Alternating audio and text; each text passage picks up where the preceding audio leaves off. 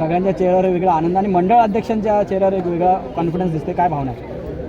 आज पक्षाने जे सर्व उमेदवार निश्चित केले आणि त्यांचे आज उमेदवारी अर्ज भरण्यासाठी सर्व प्रभागातून चांगला असा नागरिकांचा प्रतिसाद झाला। आज आमचे जे उमेदवार आहेत त्यांनी जी केलेली कामं आणि त्यांच्यावर टाकलेला विश्वास, त्याच्यामुळे आज जनतेने आज विजयाची पताकाच फडकवल्यासारखा आज आम्हाला प्रतिसाद दिलेला आहे। महाविकास आघाडीने आरोप केलेला आहे की यावेळी ठेकेदारांना कुठेतरी घरचा रस्ता दाखवायचा असे आरोप केला जिल्हाध्यक्ष सुदाम पाटील यांनी। आरोप करायला आता विरोधकांचं दुसरं कामच नसतो। विरोधकांना फक्त आरोप करण्याव्यतिरिक्त दुसरं काही त्यांच्याकडे शिल्लकच राहिलेलं नाही।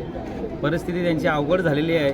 आजपर्यंत देखील, आज सकाळपर्यंत त्यांच्याकडे उमेदवार देखील नव्हता, भरायला तयार नव्हते कोणी, आणि त्याच्यामुळं कोणतेही आता आरोप केल्याशिवाय त्यांना माहिती आहे, जनतेला देखील माहिती आहे की काय कोणता पक्ष किती चांगल्या प्रकारे काम करतात आणि कोणते लोकप्रतिनिधी जनतेसाठी सातत्याने काम करतात। आज की कोणीही आलं आणि किती वल्गना केल्या तरीसुद्धा आज भारतीय जनता पार्टीचे जे उमेदवार दिलेले आहेत ते सर्व सक्षम असेच उमेदवार दिलेले आहेत। मागील 5 वर्षामध्ये आपण पनवेल महानगरपालिकेमध्ये होतात, तरीही कळंबोली वासियांना पाण्याचा प्रश्न मोठ्या प्रमाणामध्ये भेडसावत आहे। आपण असताना सुद्धा या ठिकाणी विरोधकांना असतील आपल्याला मोर्चे काढावे लागले, यासाठी पाण्यासाठी महत्त्वाची उपाययोजना काय असणार आहे? पाण्यासाठी महाराष्ट्र शासन असेल, MGP असेल, सिडको असेल आणि पनवेल महानगरपालिका यांच्या संयुक्त विद्यमान तिघांनी मिळून पनवेल महानगरपालिका नावाशेवाचा टप्पा 3 जो आहे त्यांचा तो पूर्णत्वास आलेला आहे आणि मार्च ते एप्रिलपर्यंत